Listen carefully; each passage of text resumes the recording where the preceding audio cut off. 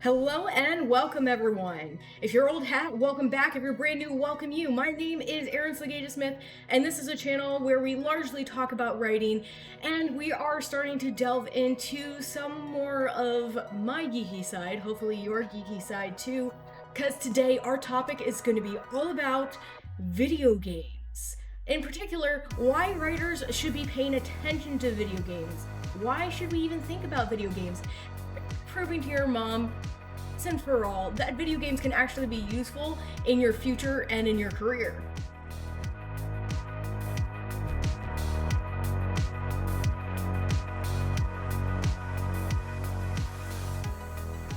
Now, that should come as no surprise to most of you that there is actually writing involved in video games. Video games have scripts much like movies do, or animations. There is a story that ends up underlining the entire video game, unless it's one of those like massive online multiplayer type games that might be the exception, but even they still often have story elements involved. So the reason for this is because if there was only 100% action, bang bang, shoot 'em ups, it would grow old and it would feel stale and the same.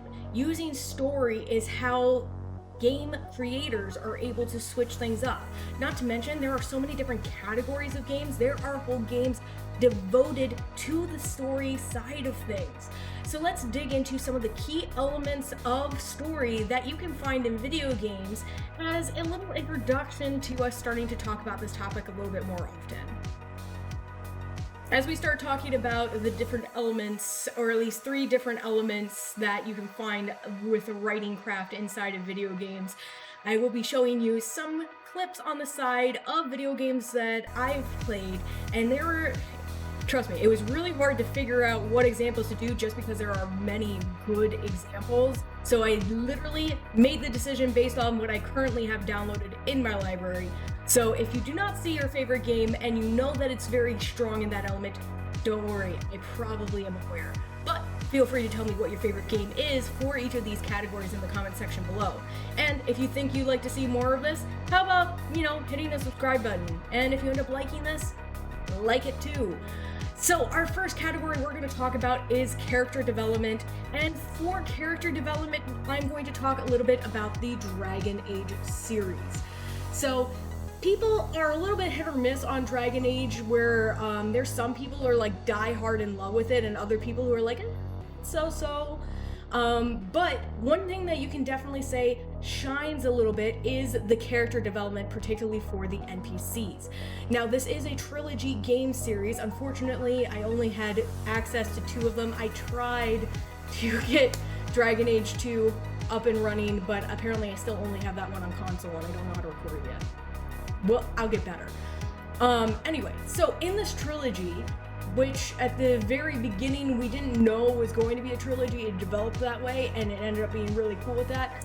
But the one thing this game has done really well is link every single part of the trilogy together in order to give an ever-evolving story as you are traveling throughout time.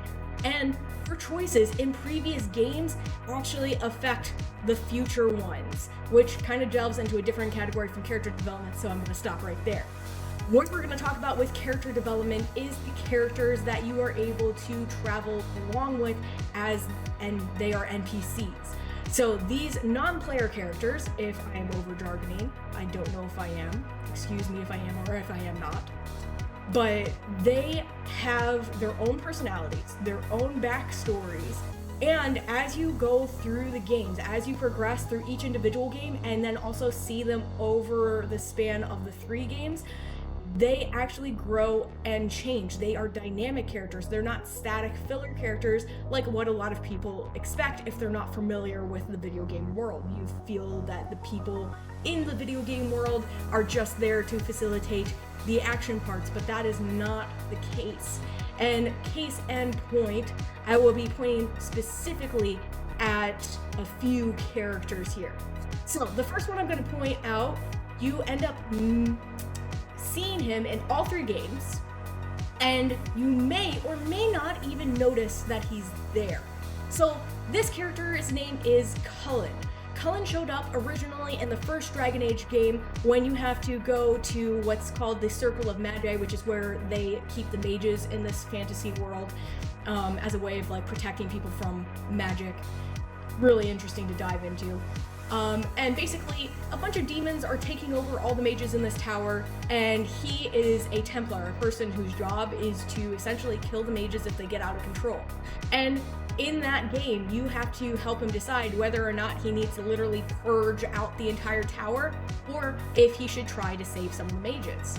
Then he shows up again at the end of the second Dragon Age, and I won't talk too strongly on this because it is spoilers for the end of that game, because it's literally he shows up at the end of the game. But once again, he gets presented with a very similar problem with some of the issues that end up going on in the Dragon Age 2 world. Once again, should mages be completely gotten rid of? Are they something that need to be fought against? And once again, your choices in the game affect his decision and what's going on with him. Then we finally get to see where the character development starts to pop through in Dragon Age 3, Dragon Age Inquisition. In this one, he actually comes to the foreground as one of the main characters, as an advisor to your character, the Inquisitor.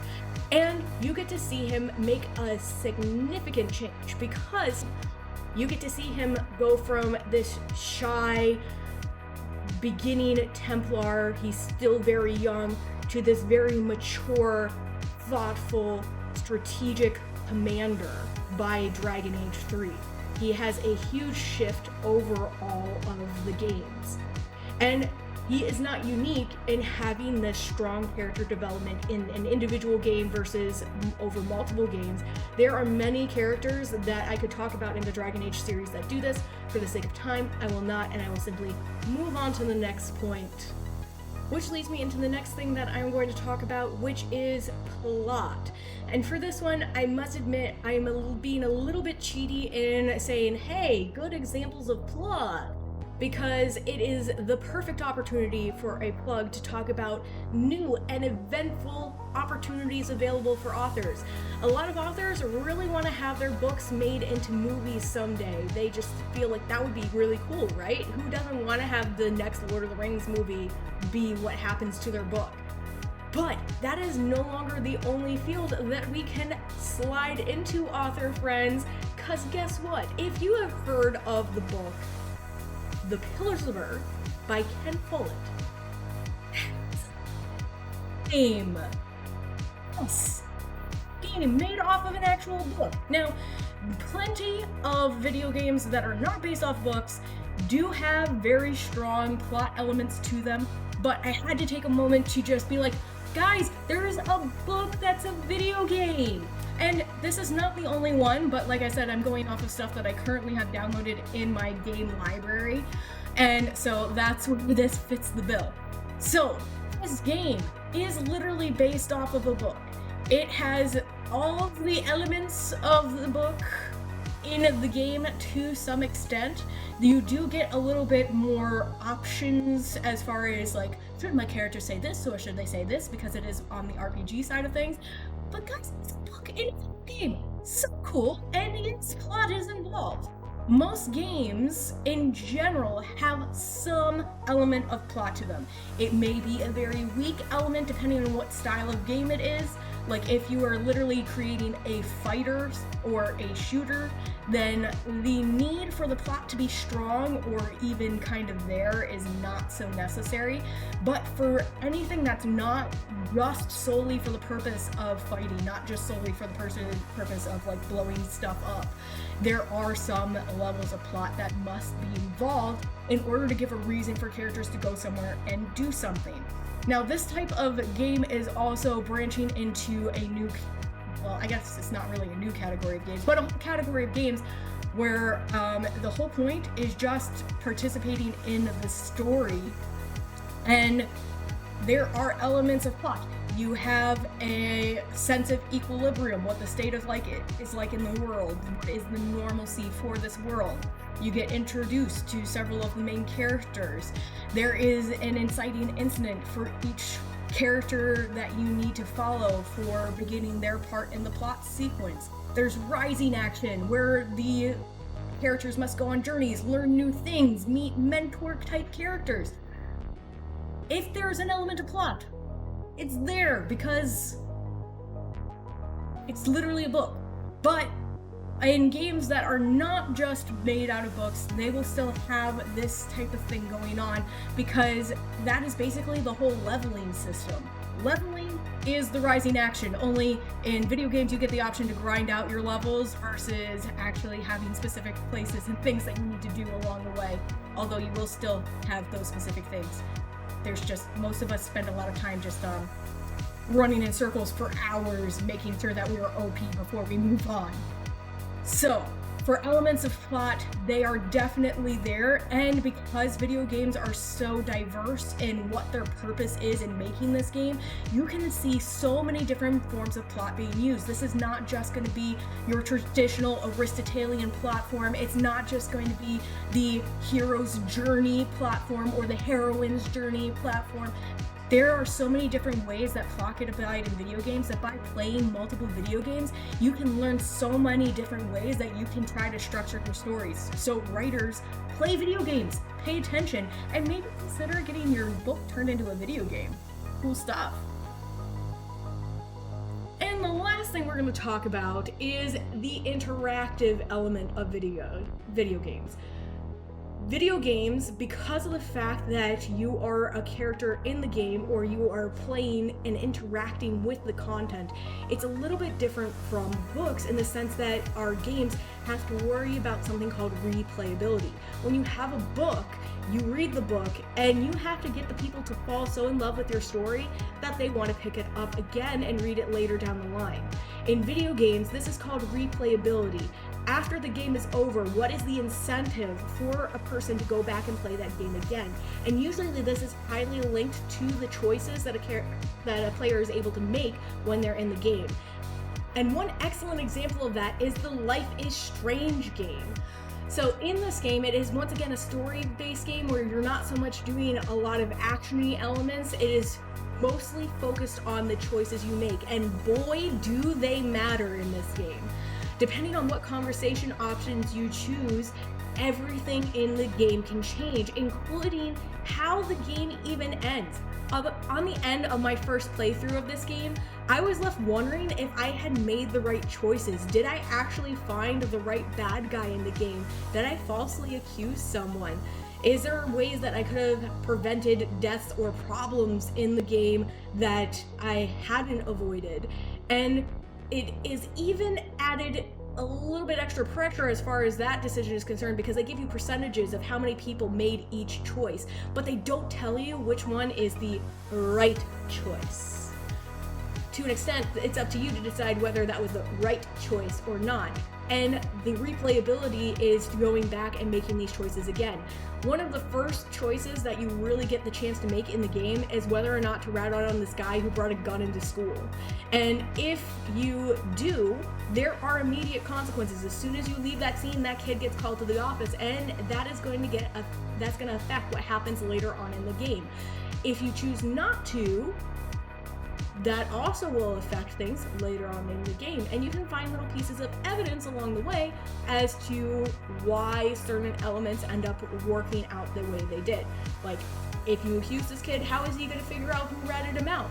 Well, there's multiple options. He has a wealthy family with lots of resources, they're in with the principal, and you are a photography student who happened to tear up your photo with a picture of yourself in the bathroom where he was spotted with the weapon, and he did see it. So you get to put a lot of information together for yourself, and you get to make these choices that have very significant impacts. I'll even put a trigger warning. There is a person at one point who attempts to commit suicide, and depending on if you've been paying attention to stuff that's been going on earlier in the game, you may or may not be able to save her, because the way that you have to talk her down off the roof is based off of if you were paying attention to your conversations with her, or if you talk to her at all, because you could choose not to talk to her at all. So your choices severely impact the game, and the ability to make these choices and how they impact the story lends to the game's replayability, that thing that is going to be keeping people coming back to the game. So as writers, we can learn a lot about what types of things we can do to make sure that our readers feel like they're having this interactive element, and also give them more reason to want to come back and read our stories again. So these are just a very few, just 3 reasons why writers should pay attention to video games. And this is by no means the end of the list. And there are so many games that I could talk about, and so many games that I will talk about. So we are going to be occasionally diving into the game-related world to talk about what we as writers can learn about our craft from video games. If you're really enjoying video games and you want to tell me what your favorite is so that I can do a deep dive into them on this channel, make sure to comment them below. If you like this type of content and you want to learn more about what writers can learn from video games, or if you just want to see more video game talks in general, give a like. If you are enjoying where you see this train going, how about hitting the subscribe button and becoming part of our little family here? That's it for today. I hope that you seriously consider going and playing some video games later. Have a great one until the next one.